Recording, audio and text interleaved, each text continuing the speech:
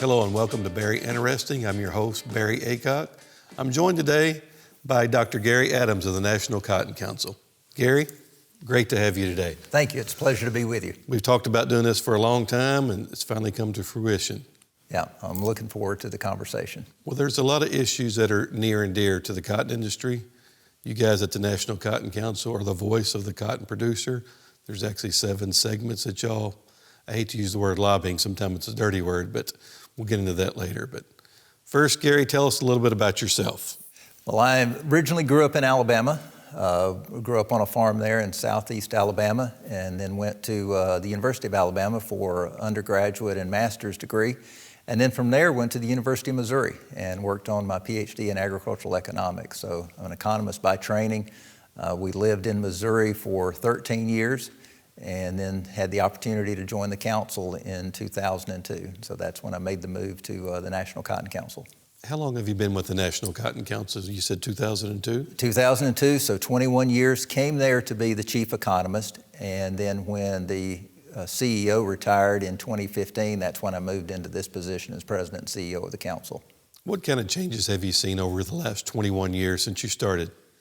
Ooh, that is a great question. I will say a couple of big things. One, some consolidation that we see in all segments of the industry. Just with farm numbers getting smaller, but they're getting larger. We're seeing it in other segments of the industry as well.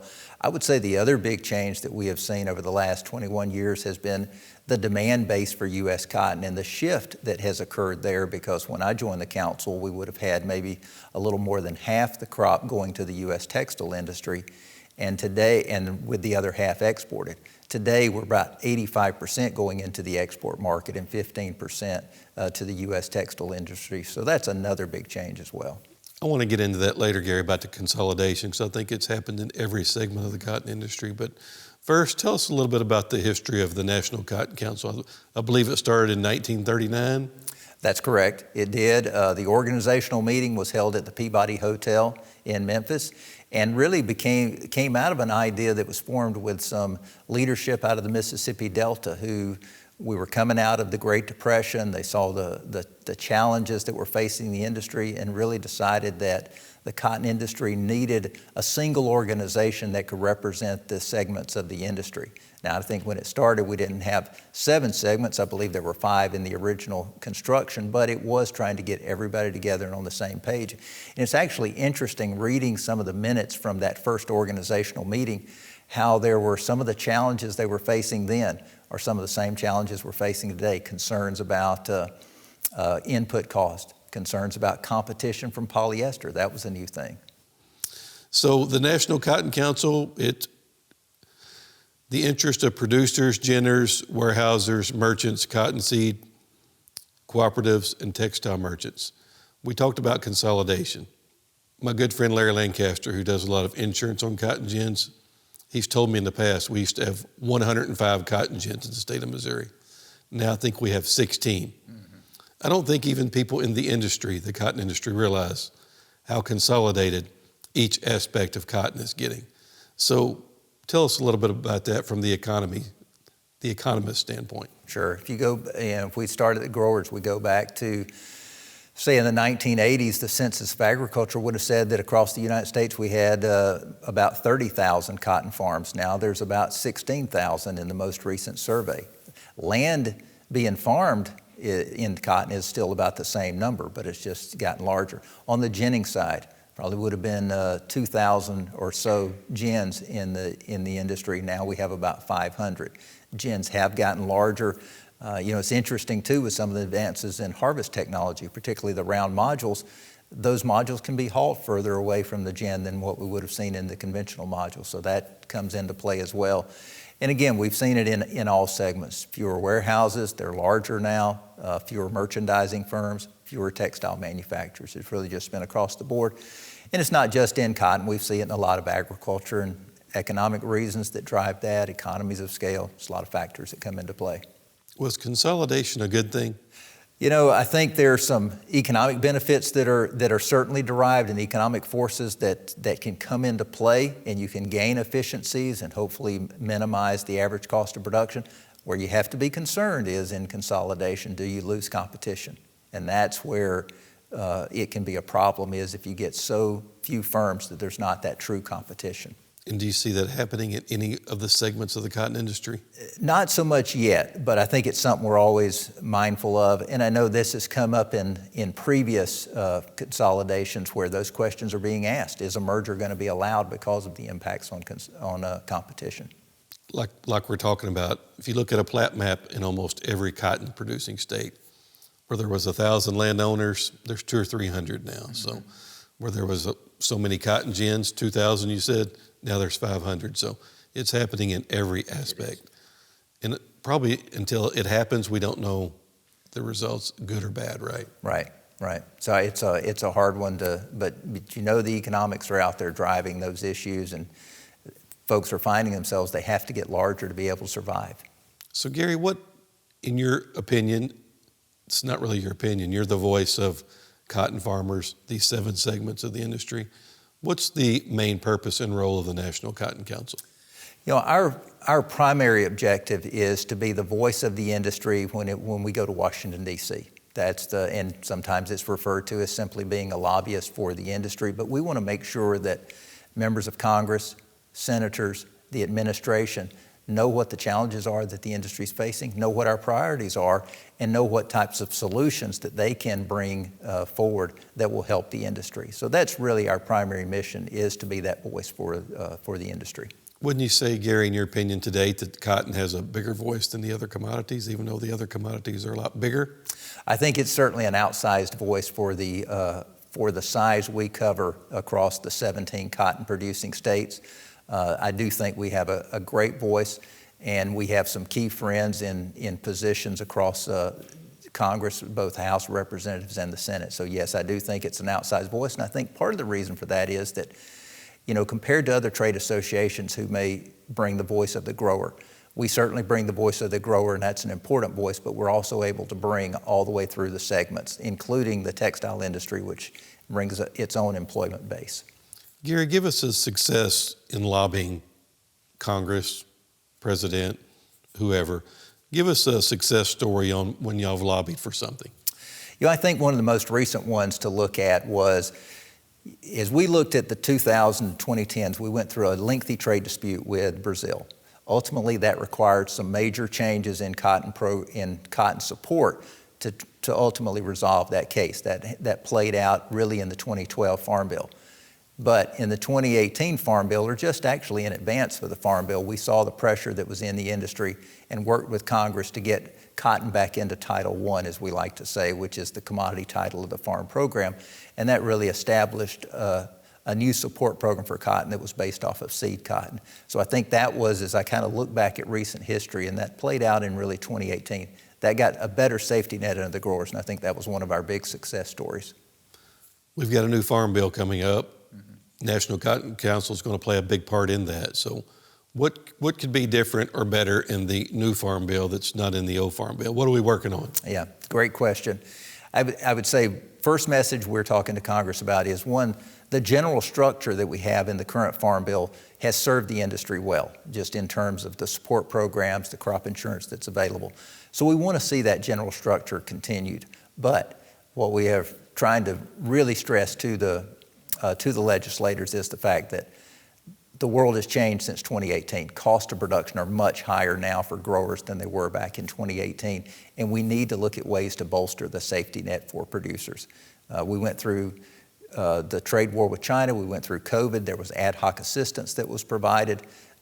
We don't see that anymore, so as we look at the Farm Bill, we need to look at the safety net, we need to look at reference prices for growers, some opportunities to improve the marketing loan. We want to continue the support for the textile industry. So we have 4 or 5 buckets or 4 or 5 programs that we're talking to Congress about that says, look, we need to improve that safety net. And it does start with making sure that we have a safety net for growers that is more in line with their cost of production. And Gary, when you say safety net, specifically, you know, we're talking about the increased cost of production, but specifically, what's the National Cotton Council pushing to ensure that we have a better safety net? So a lot of it gets back to what we refer to in the programs. It's a price loss coverage, but it essentially sets a reference price for those producers that if prices go below the reference price, that there's assistance from the government to try to help buffer that shortfall in their revenue and help them better meet their cost of production to keep them in production. So that's really the primary thing I would focus on, is trying to get that support level up so that it is more in line with cost of production. I think and we haven't released, say, a specific number yet because we want to watch to see how the budget situation plays out. But that's really our objective. Is we know those cost of production have increased. A few years ago, it probably would have been in the mid 70-cent range. Now we think it's probably in the mid 90-cent range. And that's where we've got to be able to keep growers in business. So do you think that's a high mark to get up to in the new Farm Bill, or do you think it's doable? I think a lot of it is going to be, it's a high mark given where cost of production is. I think a lot of it's going to depend on the budget situation. And with that, we just don't have a clear picture of. We've made the case, along with other commodity groups, that we need more funding added to the Farm Bill so we can provide that level of support that's necessary to keep growers in business. And we hope that the markets would stay strong and that those payments aren't necessary, but we know that something's going to come along, prices are going to go back down, and those payments need to be there in that time. Well, that's one thing that we know in the cotton market. You can't always depend on supply and demand, right? No. Something always is going to happen. Something's going to come along, whether it's a trade war or whether it's the markets being shut down by COVID or just some other currency crisis in an importing country. I mean, there's always some unknown that seems to rattle the markets. Well, Gary, the marketing arm, which could be called the lobbying arm of the National Cotton Council, when you're sitting down with these congressmen, congresswomen, U.S. House of Representatives, senators, how do you talk a senator in from Washington State, Maine, Massachusetts, to making cotton important in their lives? How do you do that? I think they have to realize that, okay, they may not have any cotton farms in their district, but the products they use every day ultimately get traced back to cotton farming. And so I think whether that's the apparel or whether it's some of the nonwovens that they use, we have to show that there's an importance there in their life. So we have to bring them on. I think part of it too is making sure that they have relationships with Cotton Belt members that do have cotton in their district, because we're going to have folks that are supportive of cotton in Congress that may not have some of the same commodities that these congressmen in the upper Midwest have in their district or in the Northwest. So a lot of it is building relationships and understanding, those folks are going to support cotton while folks in the Cotton Belt support what's important to them. So it's building those relationships as well.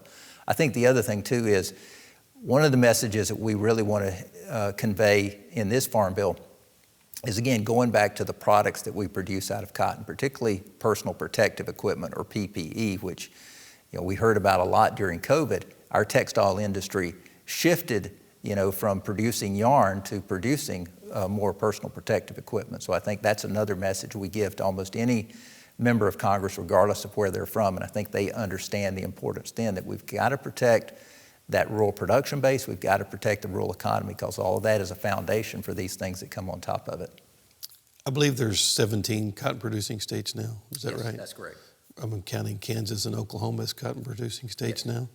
Do you ever have any trouble, or is it a challenge for our representatives in those states? Sometimes political philosophies get involved, correct? They do, and it is an education process in terms of, say, their perception of what they're bringing to that office. Maybe they're not as close to agriculture, even though they're from a cotton district.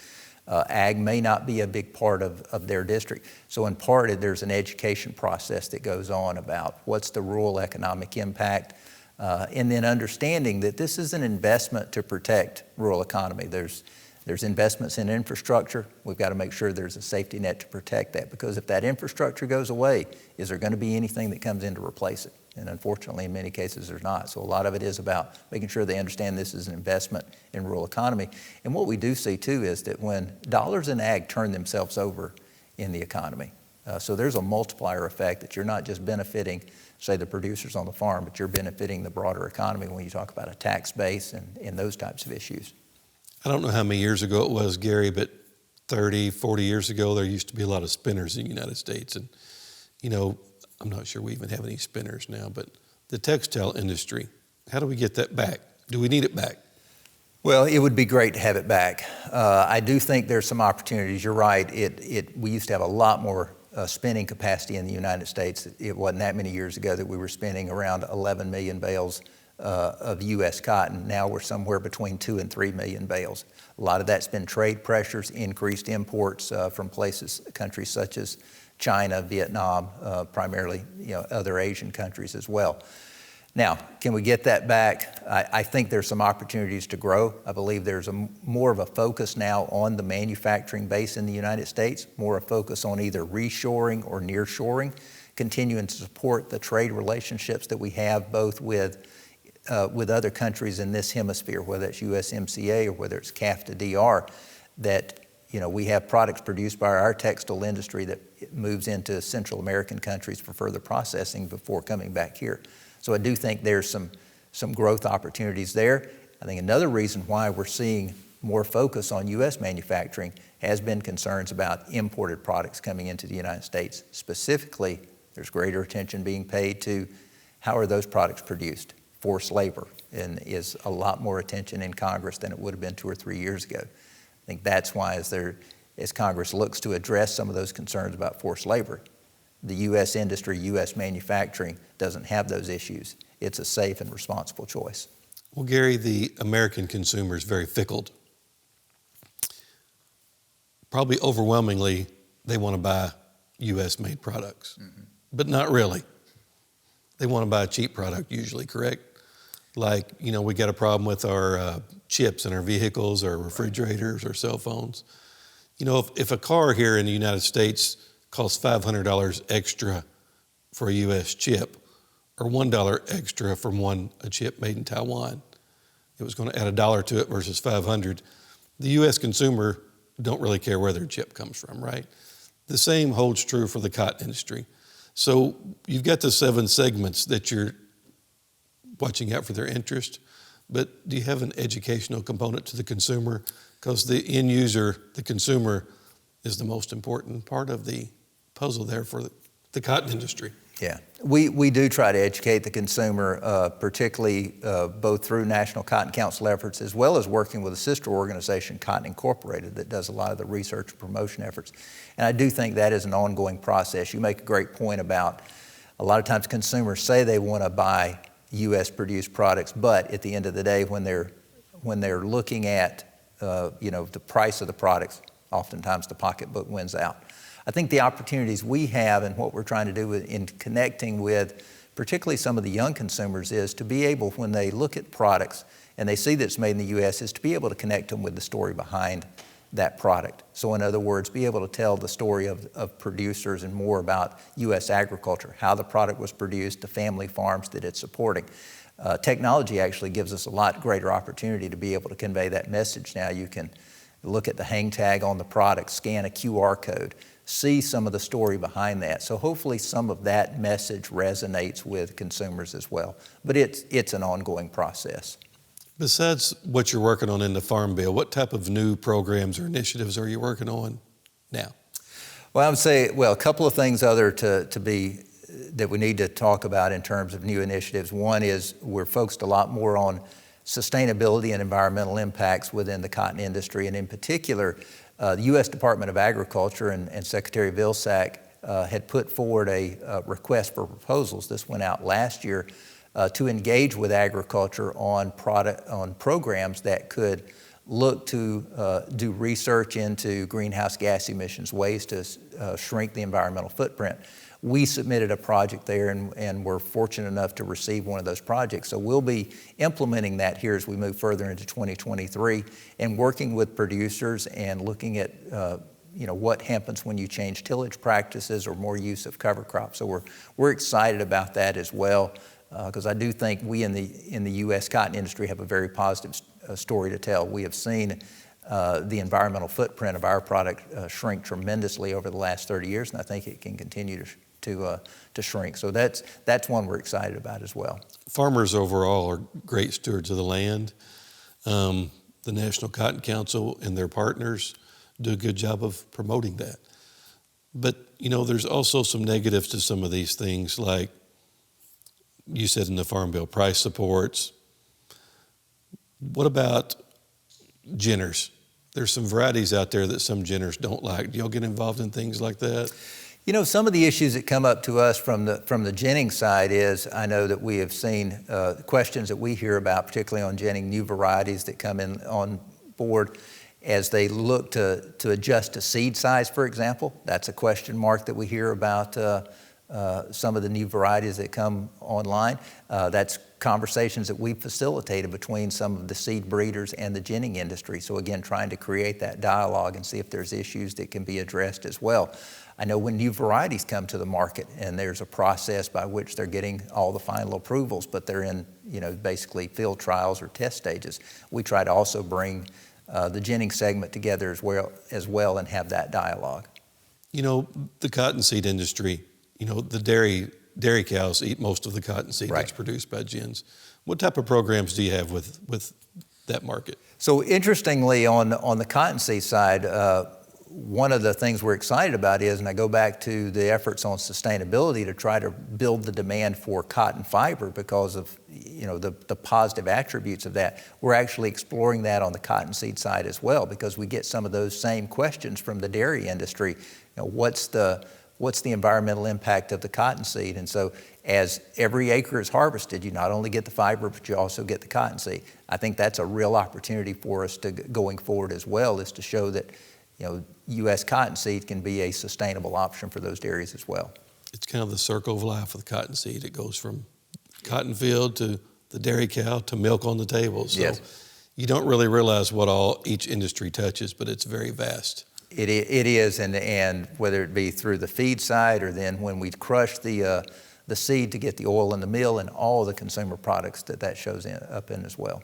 So Gary, the National Cotton Council is the voice for all 7 segments of the cotton industry. What would you tell the consumer out there? What are you fighting for the consumer right now?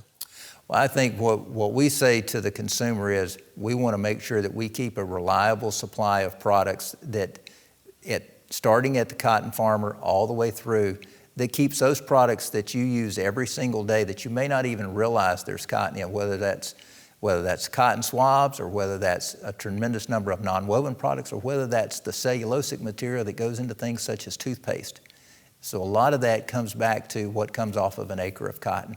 And it's a lot of things they don't even realize. Sure, they know it's in their T-shirts and their blue jeans and their khakis, but there's also so many other products that touch their life every day, and we're trying to make sure we can maintain that production base and maintain that industry.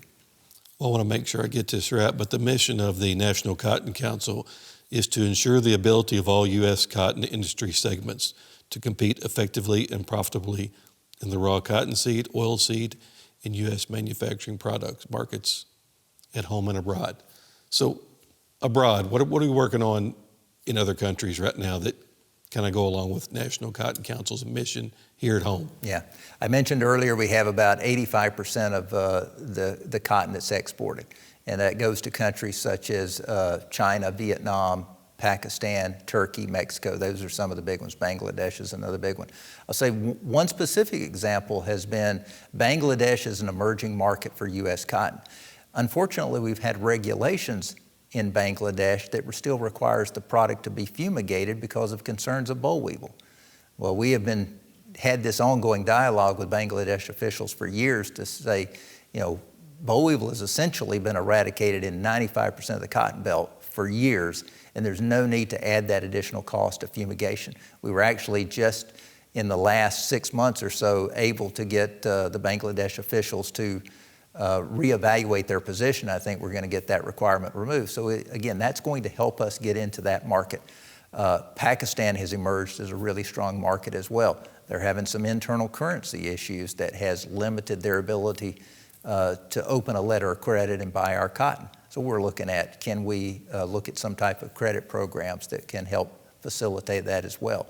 We're working to protect the trade arrangements under the Central America Free Trade Agreement. Because we don't want to see anything to jeopardize those trade arrangements. So those are just 2 or 3 of the issues. There's always some challenges that are popping up in the global market, but those are a few of the ones that we're working on right now. So do these other countries, they have National Cotton Council type organizations. I'm sure they depend on you first, correct? A country calls and says, we want to talk about exporting or importing cotton? I mean, the National Cotton Council would be the first. We would oftentimes be, and within, and also important to point out that within the National Cotton Council, one of the organizations we have working underneath us is Cotton Council International, whose primary mission is to promote the exports of U.S. cotton and U.S. cotton yarns and fabrics. And we have folks out in other countries as well, so they're there talking to those textile mills, talking to folks in the country. And that's oftentimes our first point of contact, and then it comes back to the National Cotton Council. What dollar amount does cotton produce for the U.S. economy? Do you have that number off the top of your head? In rough terms, when we look at direct business revenue, that is approximately $95 billion in direct revenue back to the U.S. economy. Now, when we talk about the ripple effects through the broader economy, then you're going to multiply that by a factor of 3 to 5. So each year we would talk about somewhere in the range of about $300 billion in total economic activity.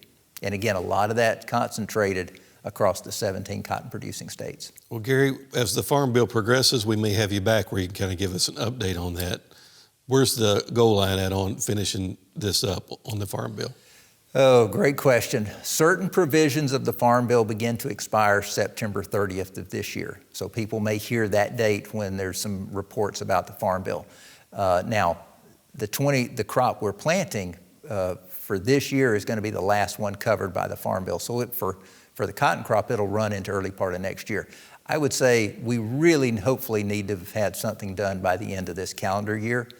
It's going to be a tall task, though, given where we sit today and still hearings going on. But that's kind of the date I'm watching for, is where are we by December 31? So we're in a hurry. We're in a hurry, yeah. But we've been in this situation before. We have been in a hurry before. Hadn't some years we've actually extended the old Farm Bill for a year to get things worked out, which we hope we don't do that, right? We hope we don't do that, but you could see, like, for example, if they've made a lot of progress by the end of the calendar year, we could see maybe a 3 or 4 month extension to give themselves the springtime to finish it up. You could see a 1 year extension. Challenges there is next year's an election year, so they would rather get it finished up, but I could see it spilling over into the first half of 2024 to get all the final legislation wrapped up. It's vitally important because we don't have 2012 cost of production anymore, correct? We do not. No, we need to get a good Farm Bill done. We need to get up to date. Yeah, and get it done in a timely manner. Gary, thank you for being here today. You've kind of enlightened us on the cotton industry for our viewers out here that don't really keep up with cotton. You're the voice of the cotton industry. We appreciate you being here today. Well, thank you. It was a pleasure to be with you. Hope you'll come back and kind of give us an update on how things progress. Be happy to. Dr. Gary Adams, National Cotton Council. We went to the head cheese to get all the answers about the National Cotton Council and the cotton industry. National Cotton Council is the voice for all 7 segments of the cotton industry, and it's an honor to have you today. Thank you. Thank you.